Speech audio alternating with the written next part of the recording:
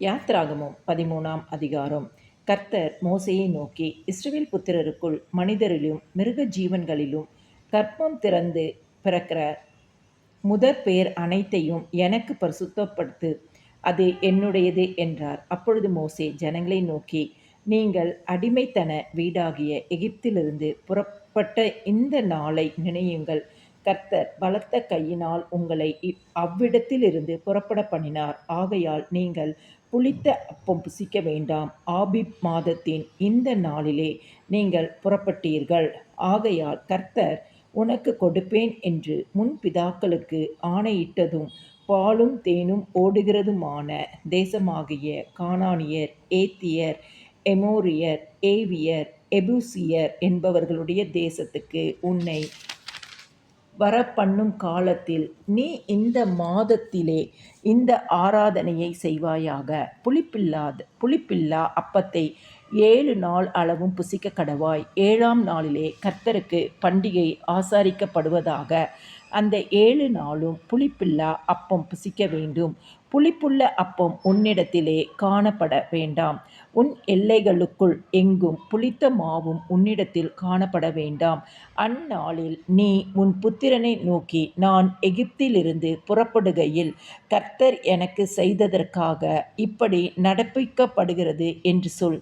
கர்த்தரின் நியாயப்பிரமாணம் உன் வாயில் இருக்கும்படிக்கு இது உன் கையிலே ஒரு அடையாளமாகவும் உன் கண்களின் நடுவே நினைப்பூட்டுதலாகவும் இருக்க கடவது. பலத்த கையினால் கர்த்தர் உன்னை எகிப்திலிருந்து புறப்பட பண்ணினார். ஆகையால் நீ வருஷந்தோறும் குறித்த காலத்தில் இந்த நியமத்தை ஆசரித்து வருவாயாக.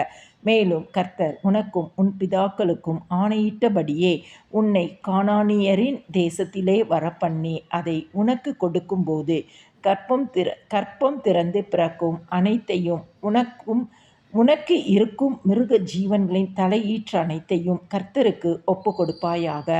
அவைகள் உள்ள ஆண்கள் கர்த்தருடையவைகள். கழுதையின் தலையீற்றெல்லாம் ஒரு ஆட்டுக்குட்டியால் கொள்வாயாக. மீட்காவிட்டால் அதன் கழுத்தை முறித்து போடு. உன் பிள்ளைகளில் முதற் பேரான சகல ஜீவனையும் மீட்டு கொள்வாயாக. பிற்காலத்தில் உன் குமாரன் இது என்ன என்று உன்னை கேட்டால் நீ அவனை நோக்கி, கர்த்தர் எங்களை பலத்த கையினால் அடிமைத்தன வீடாகிய எகிப்திலிருந்து புறப்பட பண்ணினார்.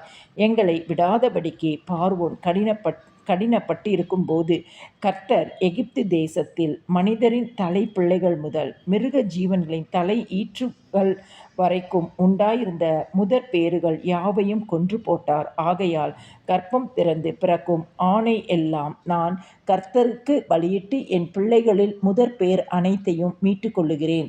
கர்த்தர் எங்களை பலத்த கையினால் எகிப்திலிருந்து புறப்பட பண்ணினதற்கு இது உன் கையில் அடையாளமாகவும் உன் கண்களின் நடுவே ஞாபக குறியாகவும் இருக்க கடவது என்று சொல்வாயாக என்றான்.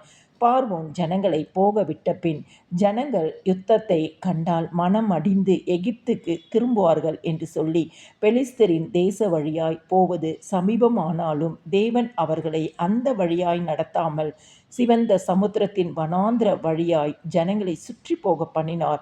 இஸ்ரவேல் புத்திரர் எகிப்து தேசத்திலிருந்து அணியாய் புறப்பட்டு போனார்கள். மோசே தன்னோடே கூட யோசேப்பின் எலும்புகளை எடுத்து கொண்டு போனான். தேவன் நிச்சயமாய் உங்களை சந்திப்பார். அப்பொழுது உங்களோடே கூட என் எலும்புகளை இவ்விடத்திலிருந்து கொண்டு போங்கள் என்று யோசேப்பு சொல்லி இஸ்ரவேல் புத்திரரை உறுதியாய் ஆணையிடும்படி செய்திருந்தான். அவர்கள் சுக்கோத்திலிருந்து பிரயாணப்பட்டு வனாந்தரத்தின் ஓரமாய் ஏத்தாமிலே பாளையம் இறங்கினார்கள். அவர்கள் இரவும் பகலும் வழி நடக்க கூடும்படிக்கு கர்த்தர் பகலில் அவர்களை வழிநடத்த மேகஸ்தம்பத்திலும் இரவில் அவர்களுக்கு வெளிச்சங்காட்ட அக்கினி ஸ்தம்பத்திலும் அவர்களுக்கு முன் சென்றார். பகலிலே மேகஸ்தம்பமும் இரவிலே அக்கினி ஸ்தம்பமும் ஜனங்கள் இடத்திலிருந்து விலகி போகவில்லை.